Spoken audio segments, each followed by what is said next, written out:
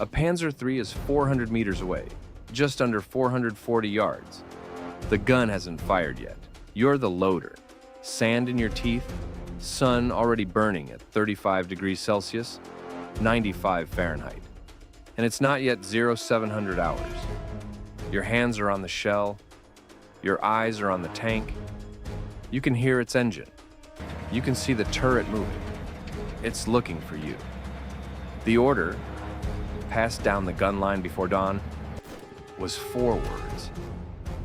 Don't fire until 800 meters, under 900 yards. You're at 400. You've been watching that turret for 90 seconds. The order hasn't changed. Now look past that tank. Behind it, 79 more. A full Panzer regiment. The lead elements of the 21st Panzer Division.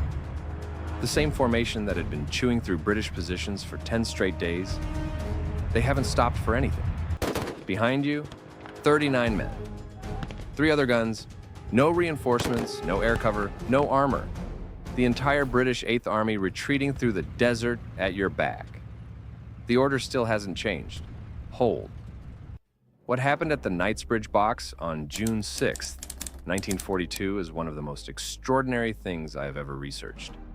40 gunners, 80 tanks. 4 guns don't stop a Panzer regiment, but they did. To understand why that order held, why 40 men kept their hands off the trigger, while 80 tanks crossed 2 kilometers of open desert just over a mile toward them, you need to understand what was already collapsing around them. Because the reason nobody came to help them isn't a footnote, it's the whole story. Rommel launched Operation Venezia on May 26th. 10,000 vehicles, 500 tanks, 3 Panzer divisions sweeping around the southern end of the British Gazala Line before anyone could react. The Gazala Line was an 80-kilometer chain, 50 miles, of fortified boxes, brigade-sized positions ringed with wire and mines, designed to hold independently and support each other. The theory was that the boxes would hold, mobile forces would counterattack, and Rommel would bleed out. The theory was wrong. British armor was thrown in piecemeal and destroyed. The boxes were bypassed and isolated.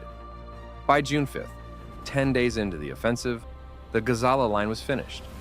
The 8th Army was retreating toward Egypt, and Knightsbridge was alone. The position sat 30 kilometers south of Tobruk, about 19 miles, astride 2 desert tracks Rommel needed for his supply lines. No, not a town, just a crossroads the British had fortified and named wire, mines, shallow gun pits. The 201st Guards Brigade held the perimeter. On the western and southern approaches, J Troop, 3rd Regiment, Royal Horse Artillery. 4 25-pounder field guns. Here's what that means. A 25-pounder wasn't built to kill tanks. Against German armor, it had one reliable, effective range, close enough that missing was nearly impossible, which also meant close enough that the tank could kill the crew before the next shell left the barrel. That was the trade. Every trigger pull was a gamble. The German tanks could engage from 2,000 meters, well over a mile. The 25-pounders needed to wait until 800 meters, under 900 yards. That gap isn't a tactical disadvantage. It's an execution range. Unless you found ground that made range irrelevant. The troop commander walked the western approach the night before, alone, in the dark. He found a shallow depression running across the ground in front of his gun pits and understood immediately what it meant. Any formation moving along that approach would be funneled. Tanks couldn't spread. They'd come compressed, side armor exposed, unable to use the mobility that made them lethal. He registered every sector of fire, put stakes in the sand to mark each killing zone. Then, he told his men, 800 meters, under 900 yards. Then, they waited. Dawn, June 6th.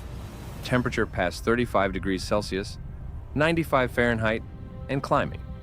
At 06:15 hours, dust clouds on the southwestern horizon. The forward observer counted shapes emerging from the haze. Stopped at 60, reported back. Voice flat. A fear compressed into something functional. The word passed down the line. Hold. The German formation was textbook. Lead elements probing. Main body behind.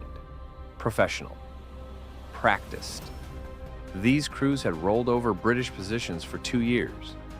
They expected this to be the same. What they didn't expect was silence. At 1,200 meters, just over 1,300 yards, nothing. At 1,000 meters, just over 1,000 yards, nothing. The lead panzer commanders felt something was wrong. They could see the wire and the emplacements, position clearly occupied, but no ranging shots, no smoke. The formation compressed. Exactly what the troop commander had anticipated. They were in the funnel. At 800 meters, under 900 yards, fire for effect. All 4 guns opened simultaneously. 3 panzers stopped in 30 seconds. 1 brewed up, ammunition cooking off, secondary explosions throwing the formation into chaos. The column pushed forward. Doctrine said push through. A stationary tank is a dead tank. They pushed through into pre-registered fire on every side. The attempt to swing north ran into guns already laid on that exact ground. The attempt south hit the mines.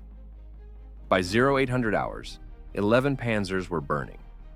The column had stalled. Rommel's staff received a report. Unexpectedly heavy anti-tank resistance. The assumption, a dedicated screen. Multiple regiments, reinforced positions. It was 4 guns. That miscalculation changed everything. The 21st Panzer slowed. Reconnaissance moved up.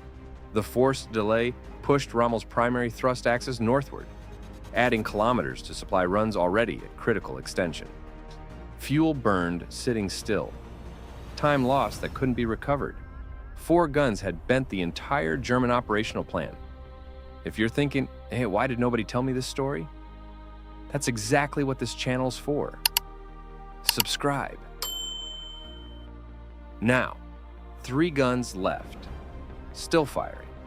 The Germans brought up 105mm howitzers, 4-inch guns, counter-battery fire, 125-pounder destroyed.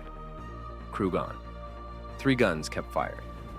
At one point, the crews were engaging at under 400 meters, barely 440 yards. So close the shell fuses barely armed before impact. The gunners were looking at unit markings on turret faces. They kept firing. By 1100 hours, the German advance had stopped completely. The ground in front of J Troop held between 50 and 80 destroyed or immobilized armored vehicles. J Troop's losses, 11 killed. On 14 wounded, 1 gun destroyed, 2 damaged. The British after-action report recorded that the detachments had performed their duties with, and this is the actual quote, considerable efficiency under difficult conditions. Difficult conditions. They weren't holding a position anymore. They were holding a line that didn't exist. And they knew it.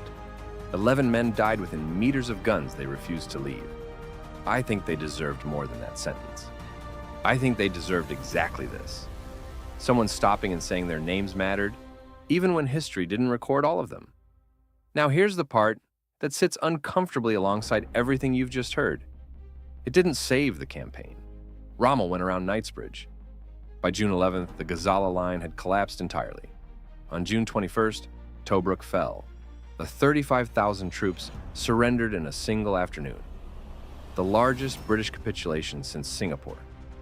The withdrawal order came June 13th. The guns were spiked. The men walked out 17 kilometers through desert night, just over 10 miles, carrying their wounded, no vehicles, no cover. Most made it. The 21st Panzer moved through the empty position without stopping. But the lessons didn't disappear, with the men who learned them. When Montgomery arrived in August and rebuilt the 8th Army, he built his defensive doctrine around exactly what J Troop had proven: integrated anti-tank screens, pre-registered killing zones, fire discipline held until missing was nearly impossible. He didn't copy the box system. He dismantled it.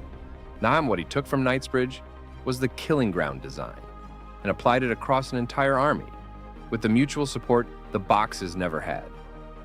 The German armor never broke another British defensive line in North Africa. That's what Knightsbridge built. Not a victory, a template. Within weeks of Knightsbridge, Rommel was 100 kilometers from Alexandria, just over 60 miles, that close to the Suez Canal. that close to winning everything. And that's where the math broke against him. 40 men didn't stop Rommel that day, but they showed exactly how he could be stopped. And a few weeks later, he was. If your family served in the Western Desert, Royal Artillery, the Guards, anyone at Gazala, drop it in the comments. These stories survive because people carry them. And if you want to know how Rommel got within 100 kilometers of winning the whole campaign, and why the math finally stopped him at El Alamein, that video is on this channel. Watch it next.